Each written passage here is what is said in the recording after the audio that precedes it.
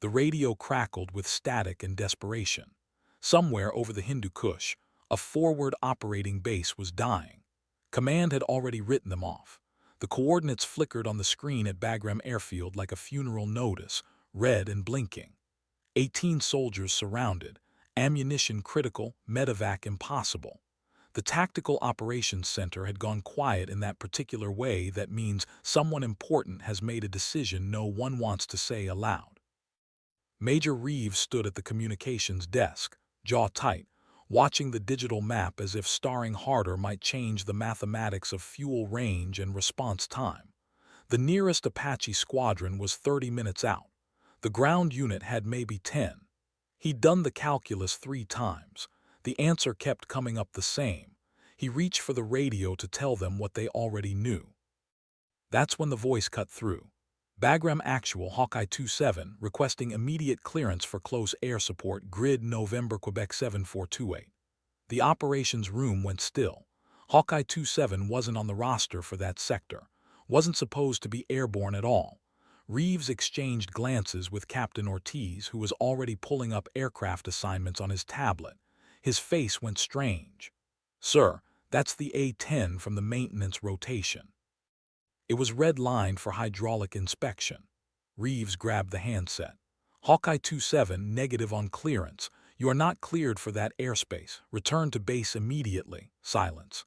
Then quieter but absolutely certain. "Respectfully, sir, there's no time for that." The voice was calm, female, unmistakable, and already getting distant, like she'd angled away from the conversation and toward something she decided was more important than permission. Reeves felt something cold settle in his chest. He knew that voice. Everyone in theater knew it, though most pretended not to. Captain Lyra Kine, call sign Hawkeye. 16 years in, more combat hours than pilots half a generation younger, and a reputation that lived somewhere between legend and liability. She'd been grounded twice. Once for insubordination, once for flying a damaged bird back through a sandstorm when Tower had ordered her to eject. Both times she'd saved lives. Both times she'd been formally reprimanded. The squadron treated her like a relic, a cautionary tale about old habits and older grudges. She flew missions no one wanted and attended briefings no one invited her to. Reeves looked at the map again. The red dot blinked. 10 minutes had become 8. He made a choice that felt like falling. "All stations, we have an A-10 inbound to November Quebec sector, unauthorized support run. Hawkeye 27, you are not cleared, but if you're going, make it count." The A-10 Thunderbolt II was never beautiful. Designed in the 70s with the aesthetic sensibility of a sledgehammer, it looked like someone had strapped wings to a gun and hoped for the best. The GAU-8 Avenger rotary cannon made up most of its nose, 7 barrels capable of spitting 30mm rounds at a rate that sounded less like gunfire and more like the sky tearing open. It was slow, ugly, and built around the single philosophy that sometimes you had to get close enough to see what you were killing. Lyra loved it the way some people loved scars. She'd named hers after her daughter, painted the name under the canopy in letters small enough that inspections never noticed. Altitude 3,000 feet and dropping. The mountains rose around her like broken teeth, jagged peaks still shadowed in the early dawn. She checked her fuel, checked her ordnance. Checked the coordinates one more time against the grid reference scrawled on her kneeboard. The numbers matched. They always did. Behind her, Bagram was screaming on the radio, but she'd already switched frequencies. If they wanted to court-martial her later, they'd have to wait in line. The forward operating base appeared through the haze like a wound in the landscape, brown and dust-choked and smaller than it had any right to be. She could see the smoke trails from mortars, the dark shapes moving on the ridgeline above. Her targeting pod painted them in grayscale, hot signatures blooming white against the cold rock. 18 friendlies huddled behind HESCO barriers that wouldn't stop the next volley. She toggled her radio to the ground frequency. "Any station Hawkeye 27 inbound for immediate support. Authenticate Victor Tango 9. A young voice came back, breathless and cracking. "Hawkeye Dagger 16, we authenticate. Jesus Christ, we authenticate. Where did you come from?" She banked left, eyes scanning the terrain, building the picture in her head. "Worry about that later, Dagger. I need you to mark your position and get everyone flat. Danger close in 30 seconds. There was a pause, then, Roger marked with IR strobe, we're flat. Please hurry. She didn't answer. Hurrying was how you killed the people you came to save. Lyra brought the A-10 into a dive that would have made an instructor scream, the altimeter unwinding fast, the mountains rising to meet her with indifferent malice. The enemy positions resolved into clarity, muzzle flashes like fireflies, figures scrambling as they heard the sound every insurgent in Afghanistan had learned to fear. The Warthog's engine howl was low and guttural, a predator's growl that carried through valleys and made people check the sky. She pickled off 2 Maverick missiles, watching them streak toward the mortar positions in trails of white smoke. The explosions rolled over the ridge in overlapping thunder. Then she was through the gap, the cannon spooling up, and the world became fire and geometry. The GAU-8 sang its terrible song, shells the size of soda bottles chewing through rock and flesh and the thin veneer of cover. She walked the fire across the ridge in a precise, brutal line, spending rounds like a painter spending ink. The A-10 shuddered with recoil, the whole airframe vibrating, and for 3 seconds the only thing that existed was the target and the gun and the space between them collapsing. She pulled up hard, the G-forces pressing her into the seat, the horizon tilting as she climbed back into clear air. Behind her, the ridgeline was silent. She keyed the radio. Dagger 1-6, Hawkeye, talk to me. Static, her heart clenched. Then, Hawkeye, Dagger, you just saved our lives. Hostiles neutralized, we're moving to consolidate. I don't know who you are, but thank you. She exhaled longer than she meant to. Stay safe, Dagger. She turned north, back toward Bagram, back toward whatever waited. The sun was coming up, painting the mountains gold and merciless. Somewhere behind her, 18 soldiers were breathing who shouldn't have been. That used to be enough. It still was, she told herself. It had to be. Bagram's tower was less welcoming. Hawkeye 2-7, you are ordered to proceed directly to the flight line and shut down. Do not deviate. Acknowledge. She acknowledged. The runway came up smooth and gray, heat shimmers already dancing on the concrete. She touched down with the gentleness of long practice, the Warthog settling onto its wheels like it was tired. She taxied to the hardstand where a cluster of officers waited, their postures radiating varying degrees of fury. Major Reeves stood at the front, arms crossed. She popped the canopy, the cockpit air giving way to the desert heat, and climbed down. Her flight suit was soaked with sweat. Her hands were steady. Reeves met her eyes. Captain Kine, do you have any idea what you just did? She pulled off her helmet, tucked it under her arm. Yes, sir. You took an uncleared aircraft into active combat without authorization. Yes, sir.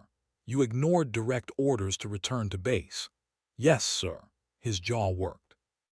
18 soldiers are alive because of you. She didn't answer that. Reeves stepped closer, lowering his voice. This is the 3rd time, Lyra. I can't keep covering for you. They're going to pull your wings. That night she sat alone in the officers' club, a glass of water in front of her because she didn't drink anymore, watching the news cycle flicker on the muted television. Somewhere in Virginia, her daughter was starting high school without her. Somewhere in the Pentagon, a file was being updated with another incident report. She thought about the voice on the radio, young and terrified, and asking Jesus Christ for help. She thought about the way the A-10 had felt in the dive, steady and sure, like an extension of her own will. Some pilots talked about the aircraft like they were lovers or children. Lyra thought of hers as a covenant. You take care of me, I take care of them. So far it hadn't failed her. She checked her phone. No messages. She put it away. Captain Ortiz slid into the seat across from her, uninvited, holding a beer he sipped like it was a prop. They're talking about grounding you permanently. She nodded. I know. Was it worth it? She looked at him, this young officer with his clean record and his bright future. 18 people are going home. What do you think? The inquiry board convened on a Thursday morning, gray and procedural. Lyra sat at the defendant's table in her dress blues, ribbons aligned, posture perfect. Across from her, a panel of senior officers shuffled papers and avoided eye contact. The proceedings had the quality of theater, everyone playing roles they'd rehearsed. Colonel Marks, presiding, cleared his throat. Captain Kine, you are here to answer charges of willful disobedience, unauthorized use of military assets and reckless endangerment. She listened. How do you plead? Guilty, sir. A murmur ran through the gallery. Marks frowned. You understand the severity of these charges? I do, sir. Then why, Captain, help us understand? She took a breath. Because, sir, 18 soldiers were going to die, and I had the aircraft, the ordnance, and the training to prevent that. Waiting for clearance would have meant waiting for their funerals. Marks leaned back. You don't believe in the chain of command. I believe in the mission, sir. The mission is to protect American lives. Everything else is procedure. The room went quiet. One of the board members, a general whose name she didn't know, leaned forward. Captain, what's your call sign? Hawkeye, sir. Why? She hesitated. My daughter used to say I never missed anything. When I deployed the first time, she gave me a toy hawk. I kept it in my cockpit. The general nodded slowly. Where is she now? Home with her grandmother, sir. I have sole custody. The implication hung in the air. The verdict came down 2 days later. Formal reprimand. 6 months grounded. Mandatory psychological evaluation. No discharge. Lyra stood at attention while they read it, her face a mask, and when they dismissed her, she walked out into the Afghan sun and felt nothing at all. Her squadron didn't know what to do with her. The younger pilots avoided her, unsure whether she was a hero or a liability. The older ones nodded when she passed but said nothing. Only Major Reeves pulled her aside, his face unreadable. You know they wanted to kick you out. I know. I told them you were the best close air support pilot I'd ever seen, that your instincts were what kept people alive. She looked at him. Did they believe you? Not really, but General Hastings was in Dagger 16's unit in Iraq. His nephew was one of the A-10. She absorbed that. I didn't know. That's the only reason you're still here, Lyra. Don't waste it. She promised she wouldn't. She meant it at the time. The months grounded were harder than combat. She reviewed flight manuals she'd memorized a decade ago, ran simulations until her eyes burned, and watched other pilots take missions she would have flown better. The psychological evaluation was a formality conducted by a contractor who asked questions about stress and decision-making, and whether she felt her actions were justified. She answered honestly because lying required energy she didn't have. The psychologist signed off. Fit for duty. She returned to flight status on a Tuesday in October. Her first mission was a milk run, escorting a supply convoy through safe territory.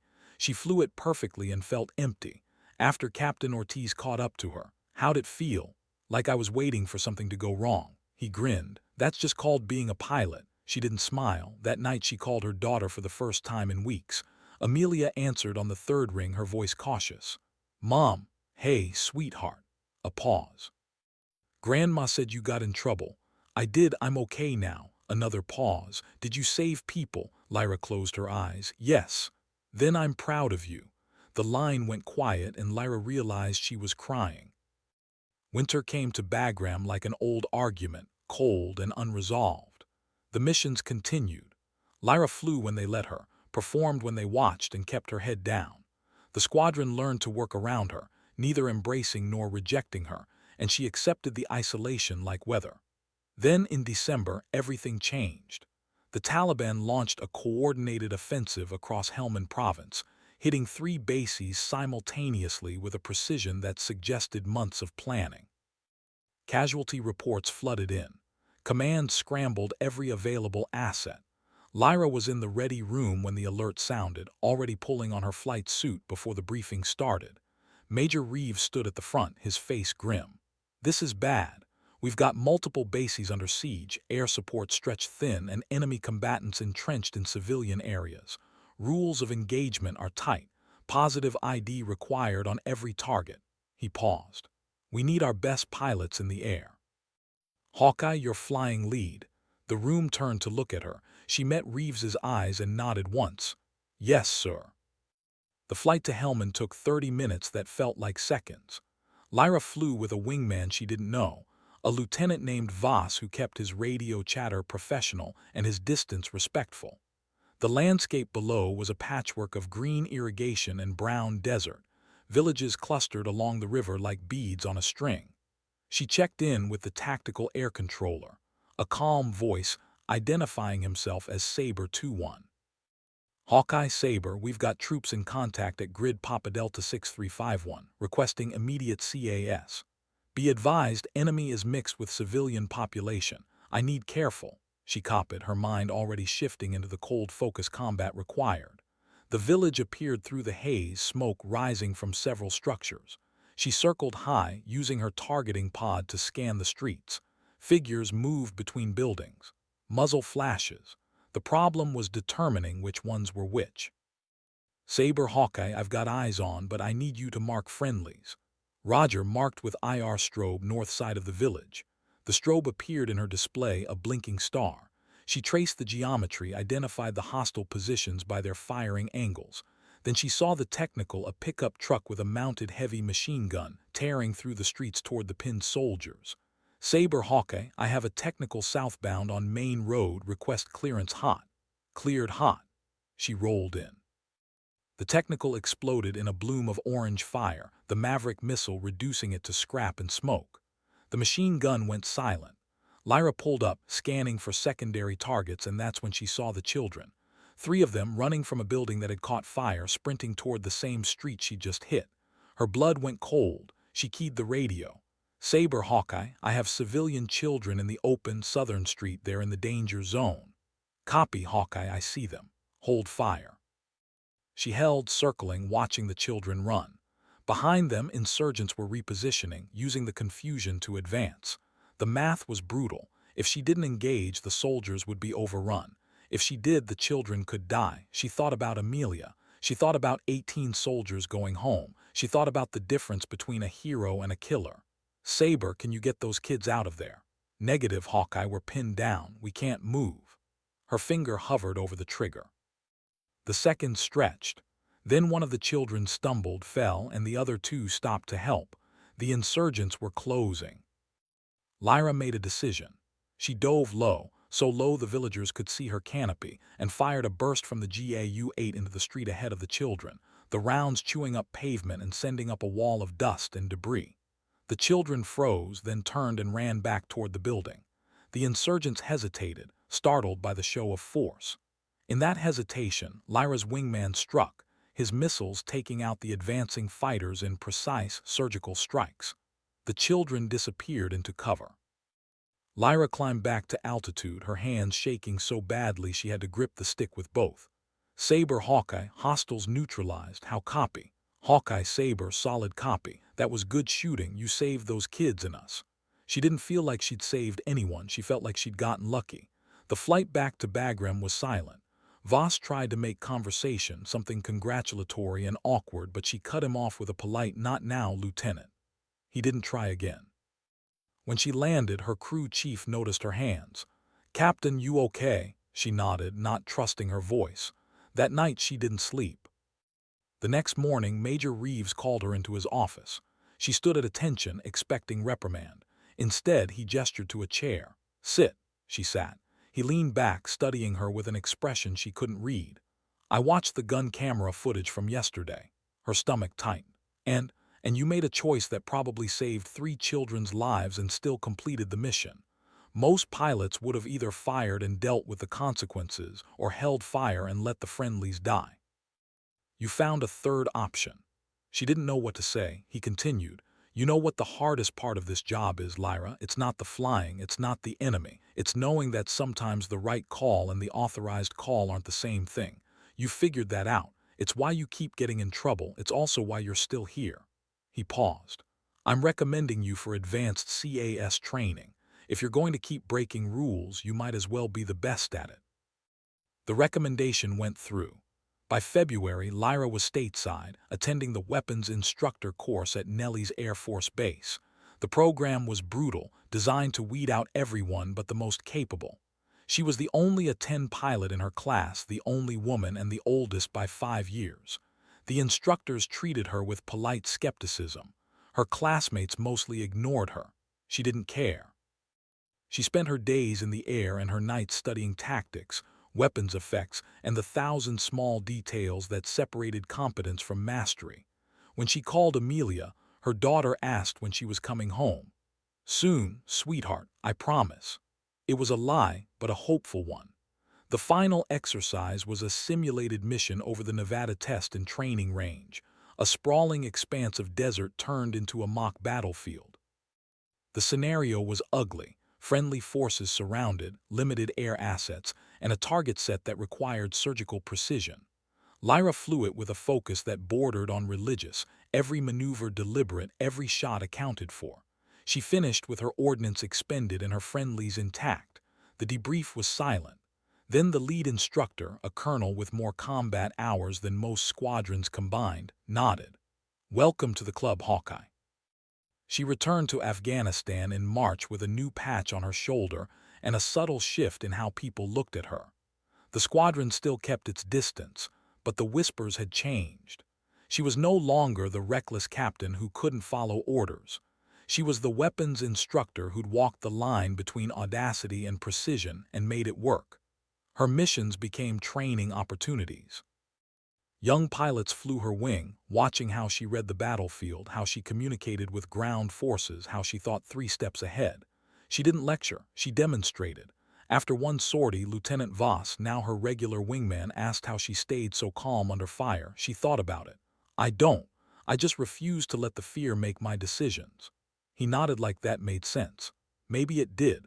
The spring brought fresh offensives and fresh casualties. Lyra flew more missions than any pilot in the squadron, a pace that should have burned her out but somehow didn't. The A-10 became her sanctuary, the one place where the rules made sense and the objectives were clear. In the cockpit, there was no ambiguity, only the mission. In April, disaster struck. A convoy was ambushed in Kunar province, pinned down in a valley with no escape. The enemy had prepared well, positioning anti-aircraft assets that made traditional air support suicidal. 2 Apache had already been driven off by heavy fire. The ground commander was calling for a danger-close run, knowing it was probably a death sentence for whoever took it. Lyra was airborne within 5 minutes. Reeves tried to stop her. "Hawkeye, negative, it's too hot. We've got AC-130 inbound, ETA 20 minutes. She was already taxiing. "Sir, they don't have 20 minutes. Lyra," she switched frequencies. By the time Reeves realized what she'd done, she was wheels up and climbing. Voss scrambled to follow, his protests turning into resigned acceptance. They flew low, using the terrain to mask their approach, the valley walls rising around them like a trap. Lyra checked her countermeasures, armed her weapons, and said a prayer she didn't believe in. The anti-aircraft fire started before she even saw the convoy. Tracers lit up the sky, bright and furious. She juked left, popped flares, and dove into the valley with a commitment that left no room for second thoughts. The enemy positions were dug in along the ridgeline, perfect overlapping fields of fire. Lyra ignored them, focusing on the technical vehicles harassing the convoy below. She ripple-fired rockets, the weapons arcing out in trails of smoke and detonating with overlapping precision.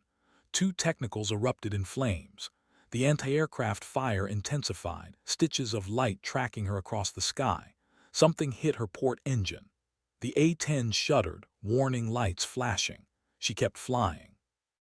Voss called out, "Hawkeye, you're hit, you need to egress." She didn't answer. The convoy was moving now, using the chaos to break contact. She laid down suppressive fire with the GAU-8, the cannons roared, drowning out the alarms in her cockpit. The enemy positions went silent or ran. She pulled up, the damaged engine screaming, and pointed the A-10 toward Bagram. Voss stayed on her wing, calling out her altitude, her airspeed, talking her through it. The cockpit filled with smoke. She couldn't see the instruments. She flew by feel, by instinct, by the memory of 1,000 flights that had prepared her for this exact moment. Bagram Tower cleared emergency vehicles to the runway. She brought the Warthog down on one engine and a prayer, the landing gear groaning, the airframe shaking itself apart. She stopped on the taxiway, popped the canopy, and climbed out into a crowd of stunned ground crew. Her flight suit was blackened with smoke. Her hands were burned from wrestling the controls. She looked at the A-10, its port side chewed up by gunfire, fuel leaking onto the concrete, and felt something break inside her chest. Voss was next to her, asking if she was okay. She wasn't, but she nodded anyway. They took her to the medical tent, treated her burns, gave her something for the shock. Major Reeves appeared an hour later, his face pale. The convoy made it out, all 15 personnel accounted for. She closed her eyes. Good. Lyra, you're done. I can't protect you anymore. They're pulling you out. Stateside assignment effective immediately. She'd known it was coming, didn't make it easier. When? Tomorrow, she nodded. That night she walked out to the flight line one last time, stood under her A-10 and traced her fingers over the painted name. Amelia. She whispered, I'm coming home. The flight back to the States was long and hollow. Lyra slept in bursts, dreaming of valleys and fire. She arrived at Dover Air Force Base on a gray morning, processed through customs like cargo, and drove to Virginia in a rental car that smelled of air freshener and disappointment. Her mother's house was exactly as she remembered, small and neat with a garden Amelia had been tending. Her daughter met her at the door, taller now, her face caught between relief and uncertainty. They hugged for a long time, neither speaking. That night over dinner, Amelia asked, Are you staying? Lyra wanted to say yes. She wanted to promise stability and presence and all the things she'd failed to give. Instead, she said, I don't know. Her mother, silent until now, spoke up. She's been following your deployments online, reading about every mission. She's scared for you. Lyra looked at her daughter, saw the worry etched in her young face, and realized the cost of her choices was written there. I'm sorry. Amelia shook her head. Don't be sorry, just be here. The Air Force assigned Lyra to training command in Florida, far from combat, far from anything that mattered. She taught young pilots the mechanics of close air support, the procedures and protocols, the safe and sanctioned ways to do the job. She was good at it. She hated it. Her students respected her reputation but didn't understand it. To them, she was a cautionary tale, the officer who'd flown too close to the sun and burned. They listened politely, took notes, and flew their missions by the book. She wanted to shake them, to make them understand that the book was written by people who'd never been shot at, never heard a 19-year-old scream for help on the radio. But she didn't. She smiled, demonstrated, and went home to an apartment that felt like a waiting room. Amelia visited on weekends. They were rebuilding something, slowly, awkwardly. Her daughter talked about school, friends, the normalcy of life that Lyra had forgotten existed. In return, Lyra tried to be present, to listen, to be the mother she'd been too busy to become. It was harder than combat. Months passed. Lyra settled into a routine that felt like surrender. She ran every morning, taught every afternoon, and spent her evenings reading reports from Afghanistan that she wasn't part of anymore. The war continued without her. Pilots she trained flew missions she would have flown better. People died who might have lived. She told herself it didn't matter. She almost believed it. Then in November she received a letter. It was from Dagger 16, the young soldier whose unit she'd saved 2 years ago. He was stateside now, medically retired, and he'd tracked her down through channels she didn't understand. The letter was short. It thanked her. It told her that he'd gotten married, that his best man had been one of the other soldiers from that day, that they still talked about the A-10 that came out of nowhere. It ended with a line that made her cry. You gave us our lives back. I hope someone does the same for you. She read it 3 times, then she called Major Reeves. Sir, I need to talk. The conversation was difficult. Reeves listened as she explained what she wanted, why it mattered, how she couldn't keep pretending that teaching was enough. He was silent for a long time. Then, Lyra, you know they won't send you back to combat. Your record is too complicated. I'm not asking for combat, I'm asking for purpose. Another pause. Let me make some calls. 3 weeks later, she received orders, not to Afghanistan but to an experimental program at Creech Air Force Base. The Air Force was developing new close air support doctrines, integrating drones with manned aircraft, pushing the boundaries of what was possible. They needed experienced pilots who understood the ground perspective, who could think outside the framework. They needed someone who'd already proven they could make impossible calls. They needed Hawkeye. Lyra read the orders twice, then called her daughter. I have to go again. Amelia was quiet, then, will you come back? I promise. This time she meant it. She reported to Creech in January. The program was small, experimental, half research and half operational. She flew mixed missions, coordinating between A-10s and Predators, learning new systems and new tactics. It was challenging. It was meaningful. It was exactly what she needed. The work consumed her in the best way. She collaborated with engineers, tested new weapons, and developed procedures that would shape the future of air support. Her reputation, once a burden, became an asset. People sought her opinion. Younger officers asked her to mentor them. She was part of something larger than survival, larger than the next mission. She was building the foundation for pilots who'd come after her. At night, she called Amelia.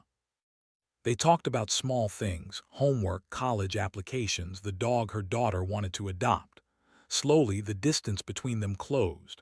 Lyra started to believe in something she'd thought she'd lost, the possibility of balance. She'd never be a perfect mother. She'd never be a perfect officer. But maybe she could be both imperfectly, honestly, and that would be enough. In March, the program presented its findings to Air Force leadership. Lyra stood at the podium, briefing generals on tactics she'd helped develop, and for the first time in years, she didn't feel like she was defending her choices. She was sharing them. The briefing ended with approval for full-scale implementation. Afterward, a general she didn't recognize approached her. "Captain Kine, impressive work. I read your file, hell of a career." She thanked him. He smiled. "Between you and me, the Air Force needs more pilots willing to break the right rules. Don't stop." Spring brought a visitor. Lieutenant Voss, now a captain, showed up at Creech unannounced, requesting a meeting. They sat in her office, the Nevada desert visible through the window, and he told her he'd been selected for the weapons instructor course. "I wanted to thank you for teaching me that there's more than one way to fly a mission." She shook her head. "You already knew that, you just needed permission to believe it." He grinned. "Maybe. But you showed me it was possible to be good at this and still care about the people on the ground. That matters." After he left, Lyra sat alone, thinking about legacy. She'd spent her career focused on the immediate, the next mission, the next soldier, the next decision. She hadn't considered that her choices might ripple outward, shaping others, building something that outlasted any single flight. It was a strange, humbling thought. That evening, she drove out into the desert, parked on a ridge, and watched the sunset. The sky turned gold and red, vast and indifferent. She thought about all the skis she'd flown under, Afghanistan, Nevada, the corridors between who she'd been and who she was becoming. She thought about Amelia, about the soldiers whose names she didn't know, about the A-10 rotting in some boneyard with her daughter's name still painted under the canopy. The Air Force promoted her to major. The ceremony was small, attended by colleagues and a handful of officers who'd known her long enough to appreciate the journey. Amelia flew out for it, wearing a dress Lyra had never seen, looking impossibly grown. Afterward, they had dinner at a restaurant off base, just the two of them. Amelia raised her glass. "To my mom, who breaks all the rules and saves everyone." Lyra laughed, the sound surprising her. "I don't save everyone. You try, that's what matters." They clinked glasses. Later, as they walked to the car, Amelia asked the question Lyra had been waiting for. "Do you regret it, the choices you made?" Lyra thought about the inquiry board, the grounding, the burns on her hands that had healed into scars. She thought about the voices on the radio, the ones who'd said thank you, the ones who'd gone home. "No," she said, "I don't." Amelia nodded, satisfied. They drove back in comfortable silence. That night, Lyra lay awake, thinking about the call sign she'd carried for 16 years. Hawkeye. Her daughter's gift, given in love and innocence, transformed into something weightier. An identity, a promise, a reminder that someone was always watching, always counting on her to see what others missed. Summer brought a new challenge. The program at Creech expanded, and Lyra was tasked with training a fresh cohort of pilots in the integrated tactics they'd developed. Among them was a young woman, a lieutenant named Tors, whose file read like Lyra's own. Exceptional marks, aggressive flying, a tendency to question authority. During the first briefing, Tors asked a pointed question about rules of engagement that made the other students uncomfortable. Lyra answered honestly, explaining the tension between protocol and reality, and saw recognition in the lieutenant's eyes. After class, Tors approached. "Ma'am, can I ask you something off the record?" Lyra nodded. "They say you got grounded for disobeying orders, but you're here now training us. How do you reconcile that?" Lyra considered the question. "I don't. I live with it. The job isn't about being perfect. It's about being effective when it matters and accepting the consequences when you're not." Tors absorbed that. Did you ever regret putting the mission first? Lyra thought about burned hands, sleepless nights, a daughter who'd grown up without her. Every day, but I'd make the same choices again. Tors smiled slightly. Good. Then I'm learning from the right person. The cohort trained through summer and into fall, and Lyra watched them grow from uncertain students into confident tacticians. She taught them everything she knew, holding nothing back. She told them stories she'd never shared, about missions that succeeded and ones that failed, about